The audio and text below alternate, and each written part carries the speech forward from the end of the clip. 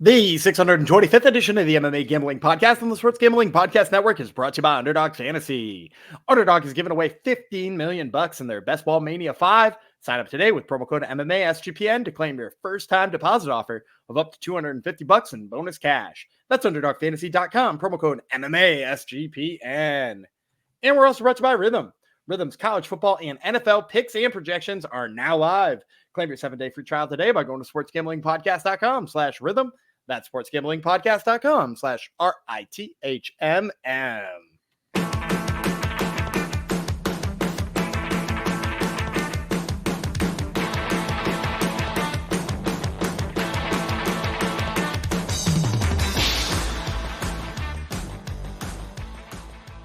Howdy ho, DeGenerinos. Welcome to episode 625 of the MMA Gambling Podcast and the Sports Gambling Podcast Network. Going out to Howdy Pal, one of our friends in the Sports Gambling Podcast Discord in the Fights channel.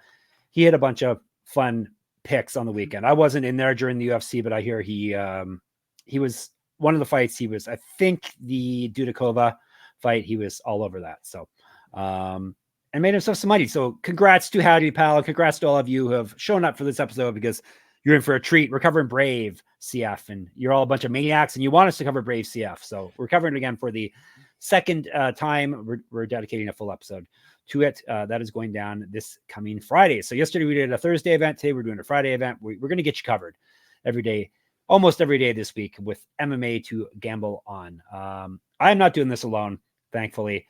Maybe I may have a silent partner. You should make sure you watch us on YouTube and subscribe MMA Gambling Podcast, because if Gumby's voice goes, which is starting to go, he will be maybe holding up signs for which fighter he's picking, or sign language or something like that. So you may want to go to our YouTube channel. It'll be the one and only voiceless Daniel Gumby Vreeland. Hello.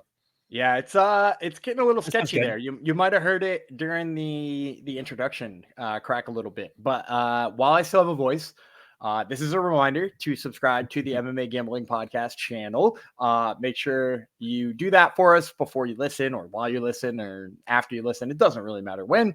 And if you hate the notifications like I do, you can just go ahead and turn those off. It doesn't change our life at all. But we do appreciate the numbers as they continue to grow, so we can keep doing small promotions like Brave CF. Although, I mean, they're a little bit bigger of a promotion too. And do you know this one? I don't know if you know this. This one is technically being cross-promoted. Did you know that? No, I know it's in China. They don't usually run. They're a Middle Eastern promotion. Is that right? So they're Middle Eastern, but they do travel around a lot of places. Like they did an event in the Netherlands and Czech Republic, and they hit Northern Africa sometimes. And like, so they move around. Their thing is they're trying to hit as many countries as they possibly can. Yeah. So they went to China, and I think they had a little bit of trouble with China's regulatory body. So this one is technically being co-promoted by WLF, which is that like fairly popular Chinese promotion out there. We've seen a lot of people come to Road to the UFC or straight to the UFC from WLF. So they also co-promoted one with Octagon one time. So they're very open to that, as long as it helps them travel and sort of get themselves to more eyes. Cool. Do you know any famous folks from this promotion that we should know off the top of your head, or not? I mean, Khamzat fought for Brave. Right. Are we really doing this again with Khamzat? Yeah. We're really like booking we are half a year in advance. Come on. I've seen a lot of fun memes. Somebody put like one of the announcements up there. It said, you know, the usual UFC looking graphic, and it said Whitaker versus Khamzat, and then afterwards they like photoshopped it, said comma maybe. Yeah, Whitaker versus scratch out Khamzat, put a different name in. Like seriously. Yeah, I mean, I'm already like wondering if Brendan Allen can get to Spain on time. You know, like, right? Like if I'm Brendan Allen, I'm getting myself on weight right now to make sure that I can fight Robert Whitaker, that I don't miss my opportunity to basically catapult myself to the top of the division when Khamzat inevitably drops out of this fight with blood in his lungs. Yeah, exactly. Yeah. It's almost like he's being forced to fight, but who's to say, right? So yeah, this is Brave. They are usually, or they're always, headquarters are in Bahrain, but as Gumby said, they are off with a cross promotion event with WLF in China. So basically any fighter that you see from China in the UFC, they will have about 28 bouts on their resume from WLF, right? Right. Yeah. They For must some run events reason, like every 5 minutes. Every 5 yeah, minutes, for they have a new some event. reason, everybody who makes it to the UFC has this like laundry list of WLF fights. Yeah. That's why you see some of them they're like 37-12, and you're like, Yeah. is that good? I don't even know if that's good. Yeah. I don't know. Well, Tapology doesn't discount these fights, so they must be legit fights at the very least. But yeah, whether it's good for your brain and body, who's to say? All right, one thing that is good for your brain and your body and your bank account is the Sports Gambling Podcast. They've just launched their, well, not just, it was a little while ago. They're deep into the 32 NFL team previews right now. And as a bonus, each team preview will include a code word. Submit the 32 code word phrase. You could be the lucky winner who gets a $500 NFL Circa feature bet. Subscribe wherever you get your podcasts and the SGPN app, and of course on YouTube. All right, enough preamble. Everyone's favorite part. We'll get into Brave CF 84. Going down Friday from Zhengzhou, China. How is it there, Gumby? You ever been to Zhengzhou, China? I have not. Have you ever even heard of Zhengzhou, China? Sure. Neither have I. Don't lie to people. You've never heard from Zhengzhou, China. There's 10.4 million people there. Maybe we should have heard of it. Huh. Seems big. Yeah, it's kind of big. A little bigger than places we live. Anyhow, that's where it's going down. Hopefully they'll have at least half those people in the crowd for this event. Friday night, actually Friday morning. Oh boy, we got Thursday morning and Friday morning, 7 a.m. Friday morning. This is fantastic. All you degens that are up watching the Olympics, Thursday and Friday, we have you covered for some MMA second screen action. It's on DAZN, DAZN. 7 fights. Venue NA. Who knows where they're going to fight? Things are secretive in China, so who's to say?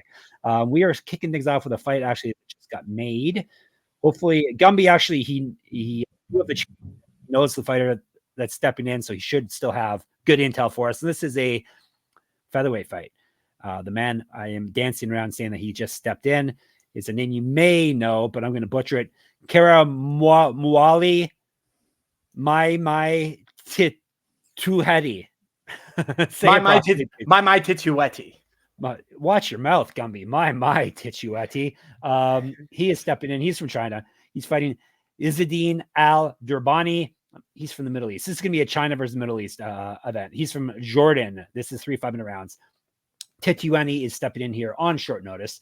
He's a Kyrgyz Mountain Eagle. Is his nickname, Gumby? Did you know that?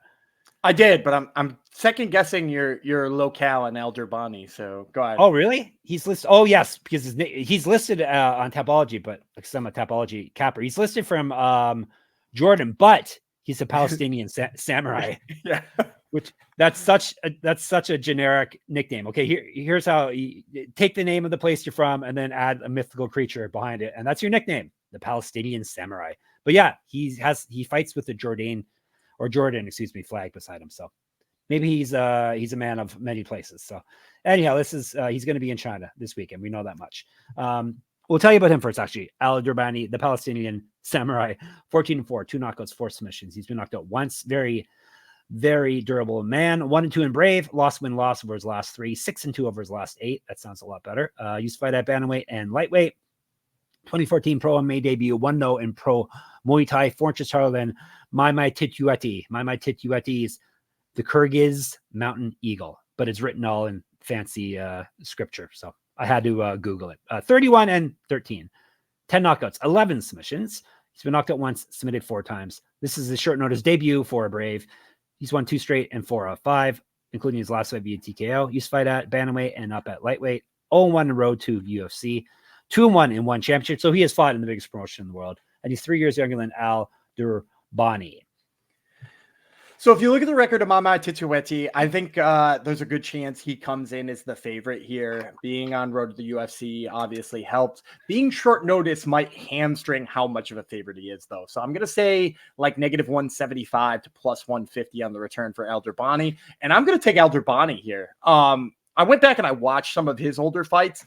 I actually watched one he lost to Jose Shorty Torres, which is a very high level fight. Obviously, Shorty Torres, one of the guys who's probably made the best use out of Brave, and made it to the big show. But Derbani was so much better than him on the feet. There were a couple of times that Shorty tried to close the distance, and he like sidestepped him with really good footwork and drilled him with a couple of shots. Now, ultimately, the wrestling defense just wasn't good enough to beat Shorty Torres. But like, I also don't think that's necessarily a problem against Maimaitituoheti, who, like, isn't a guy who I see with, like, outstanding wrestling. I mean, like, he's kind of more known for his striking in his own right. But I think his striking is way slower. I also think there's problems with his striking defense. Like, his hands are kind of low. If you watch that fight with Kazama on Road to the UFC, like, Kazama smacks him a bunch of times. And like, I don't think anybody out here is telling me Tyoshi Kazama is like some world beater in terms of his boxing. In fact, like, I think of it as kind of being fairly one-dimensional and being mostly a wrestler. And so for Derbani to be that much better than Maimaitituoheti on the feet, I mean, like, I think that's maybe the only way that he's going to want to fight this. So, yeah, I like Derbani here. If he comes in as a dog, even better. But I think he's the side regardless. All right. Hopefully we get 1.5 times our money at the very least on this fight, according to the Gumby man. All right, let's move on, shall we? This is one of two Zhangs fighting on this card. Zhang from China, you guessed it, versus Olzhas Eskaraev, and he is from Kazakhstan, and this is a lightweight fight. I'll tell you about Eskaraev first. Kipchak is the nickname. KYPSHAK. I think it's a regional nickname. He's 15-7, 5 knockouts, 5 submissions, but knocked out once, submitted twice. 3-2 in Brave. He's won 4 of his last 5, including his last fight via submission. 2014 Pro MMA debut, an inch of height over Zhang. Zhang is 6-7, 4 knockouts, 1 submission. He's been knocked out twice, submitted once. He's not fought in Brave before. I guess basically all these fighters are technically, all the Chinese fighters are technically making their Brave debut, but really it's like Gumby said, it's a cross-promotional event. He's 1-2 over his last 3, 2-4 over his last 6, but he did win his last fight. He is 4-2 in 1 championship. So he fought successfully in the greatest promotion in the world, and he's still fighting, right? And he's fight at welterweight. Go ahead.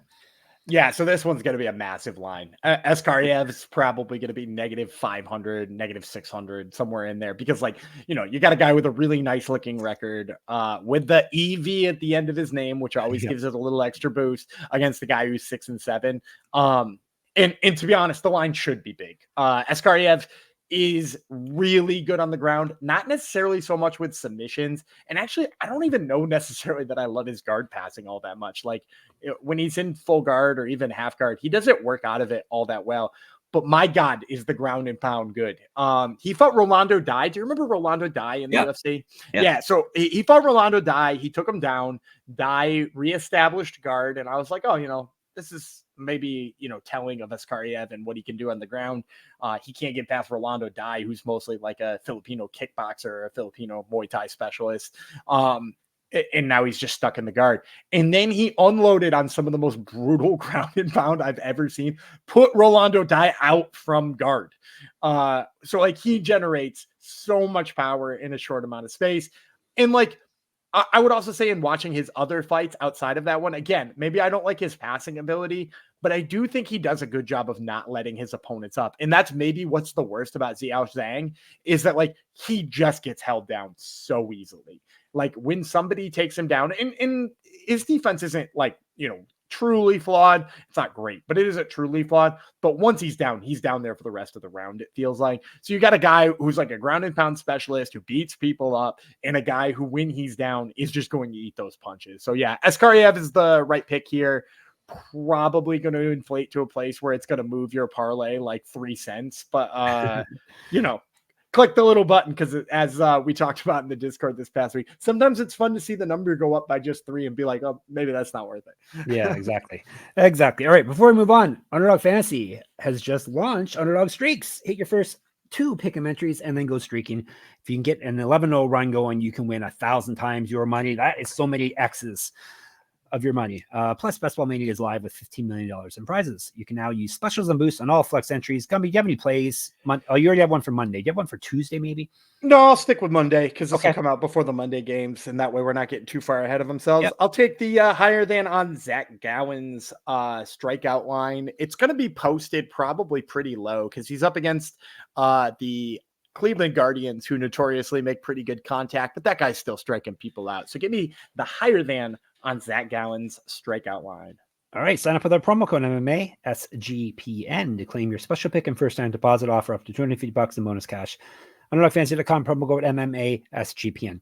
Please use the code. Make us look good. Don't make the other shows look better than us by getting their people signing up. You Degens can sign up for us too. Come on, you can do it. Also, and all the money that Gumby's going to win you can take your special someone out to an event with our friends at Game Time.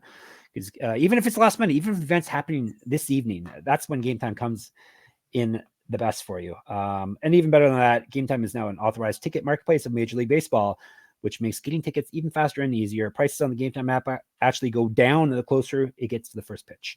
With killer last-minute deals, all-in prices, views from your seat, and the lowest price guarantee, Game Time takes guesswork out of buying MLB tickets. But it's not just MLB, concerts, MMA, sports, they got it all. They've got last-minute deals. They've got flash deals. They've got seat views. They got lowest price guarantee. They got it all. So take the guesswork out of buying tickets with Game Time. Download the Game Time app, create an account, and use code SGPN for $20 off your first purchase.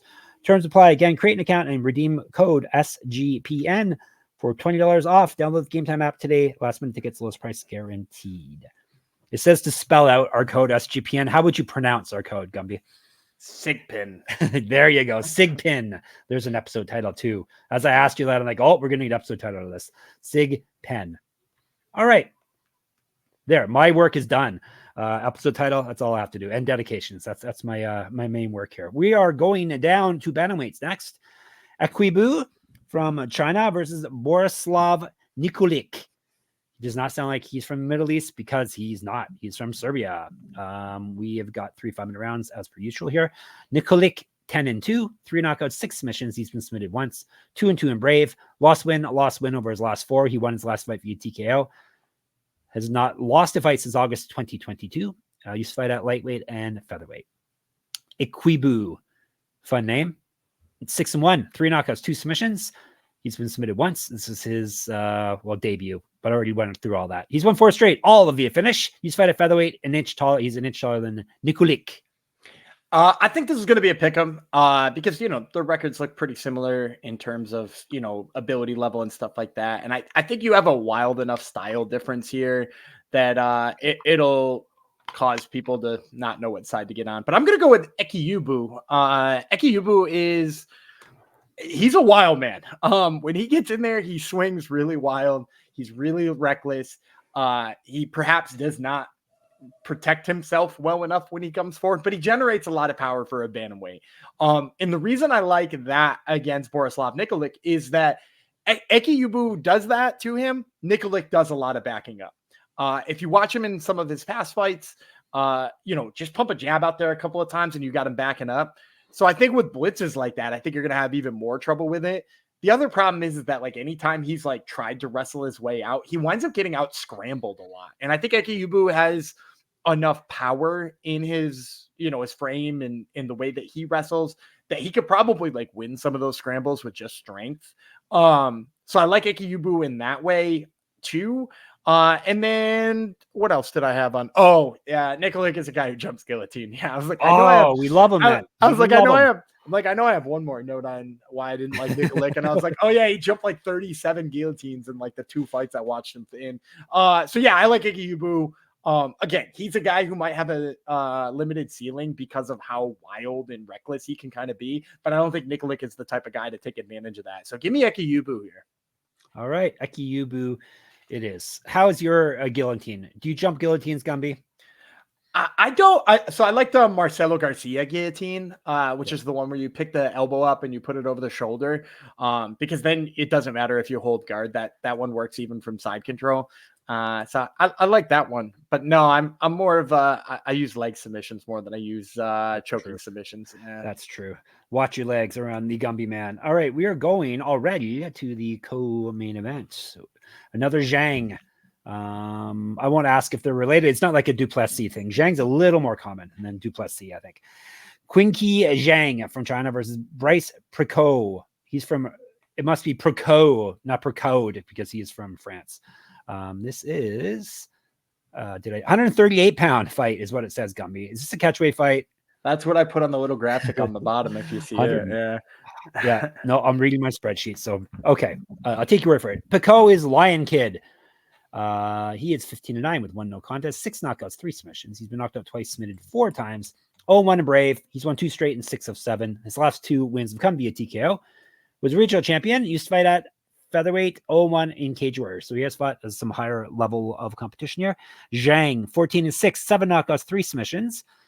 He's been knocked out twice, submitted twice. He's won 4 straight and 8 of 9. He's also won 2 straight via knockout or TKO. He used to fight down at flyweight, 13 years younger than Picaud. So a couple of veterans going out of here.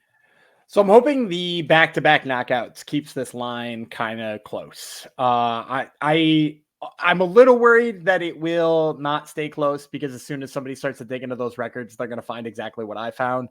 And that's that Zhang is quite a bit better than Picaud, in my opinion. I'm guessing probably -175, -180. Once people look at those, I mean, like Brice Picaud his last knockout was against the guy who's 7-31. It's bad. And even in that fight, I didn't even think he looked stellar. He looked like hesitant to get in exchanges. And whenever the guy who, by the way, looked very limited in his MMA abilities, like tried to blitz him a little bit, he kind of flailed and he looked like he was like worried. And if that's the case, like Zhang is your worst nightmare, dude, because this dude puts people out super fast. If you flail as this guy sprints at you, he's going to finish you. Like in his last fight, he won his last fight in 7 seconds. Again, he just knocked the guy down with 1 shot, followed up with 1 follow-up, and got him out of there. Like, he's got real good power. He's really quick. He's the part I like best about him is he's composed. In that fight, and actually in a lot of his fights, he's been really good at catching kicks and like punishing people as a result of it. I think that plays well against Picaud. I got the fact that he hasn't been fighting cupcakes on the regional scene also makes me feel a little bit better about him, that he's not sort of lulled into a sense that he's way better than he is. So like, yeah, I like Zhang here. I think he's just got enough power. You'll see Picaud like freak out enough when he blitzes him, and that should be enough here. All right, fantastic. And you think about -175, you said? I'm hoping it's a lot closer because of the recent knockouts for Picaud, but I'm also a little bit of a realist. I think people will come around to Zhang if they aren't on him right out the gate.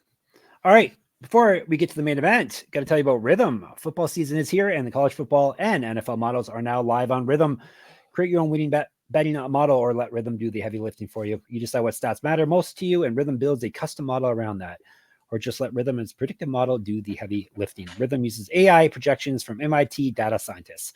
Rhythm already has you covered for NFL Week 1 and college football Week 0. So check it out. I can't tell you any plays to make because I don't follow football close enough. But you can claim I do know this. You can claim your 7-day free trial today by going to sportsgamblingpockets.com/rhythm. That's sportsgamblingpockets.com/RITHMM. Also know about Circus Sports. And they are back with Circus Survivor and Circa Millions, giving away $16 million in guaranteed prizes. Imagine the regret you'll feel if you win your office Survivor pool but didn't enter the Circa Survivor. Don't have a trip booked for Las Vegas yet before football? Ultimate Contest Weekend is a great time to go out. You can hang with the bosses Ryan and Sean. Tell them Gumby and Chalks are the greatest, and they deserve a big race. And enjoy some of the open bar events at the greatest sportsbook in the world, August 22nd through the 24th. Use promo code SGP15. Save 15% off on your hotel room for sign-up weekend. You sign up in person at Circus Sports between now and September 7th and use a proxy to play from anywhere. We even have a deal with a proxy company. It's called, here's where you have to go, proxy.footballcontest.com to save you $50 with promo code SGP. I didn't butcher it. The ad reads butchered. All right. It wasn't my fault.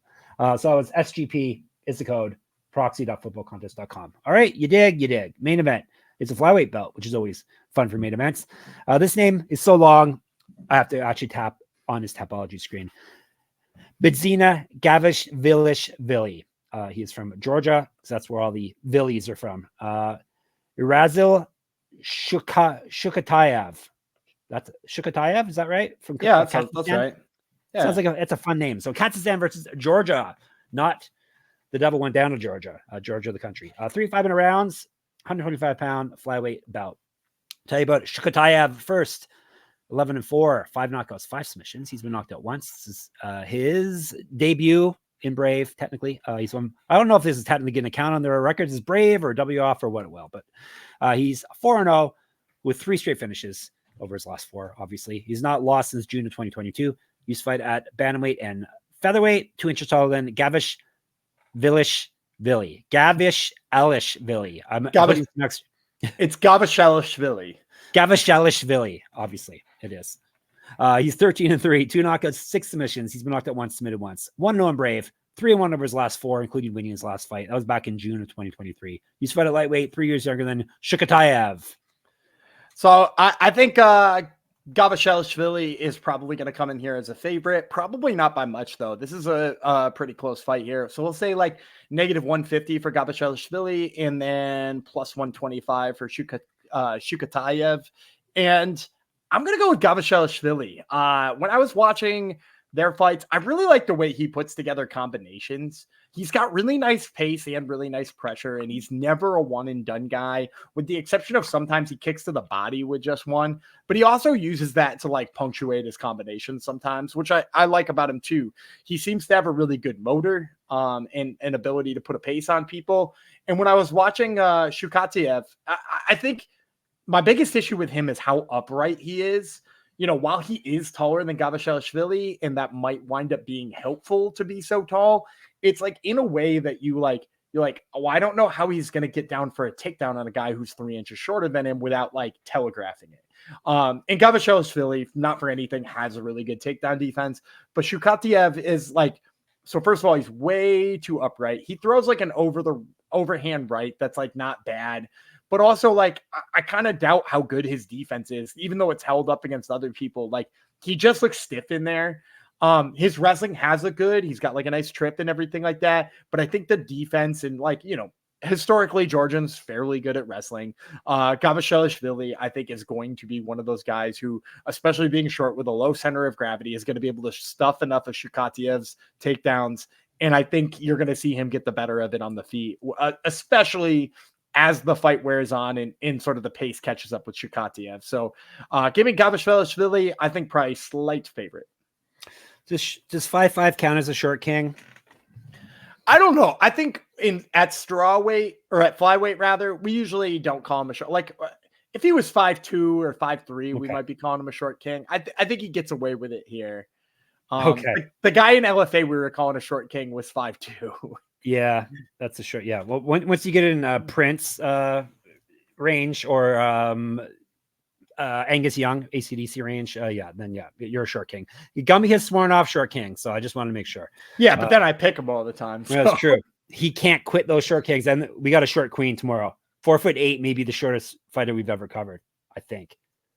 That's pretty short. It is. That'll be tomorrow. Let's recap his main picks for today's episode and see if he has any bonus round, lightning round picks. He, meeting Gumby. Gavashelishvili, Zhang, Eqiyuebu,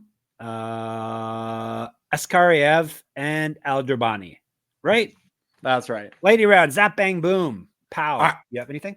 Yeah, I got 2 for you. I'll take Ivaz Adnov, just like an absolute grinder here and an opportunity for him to showcase how good of a grinder he is. So I like Adnov here. And I also like Mohamed Olzhas. He's a guy with not much pro experience, but he is a finalist at the World Championships in IMMAF, which is usually a pretty good indicator that he's on his way to success. And really, he showed like a wide array of good skills in that realm. So once again, that's Adnov and Olzhas.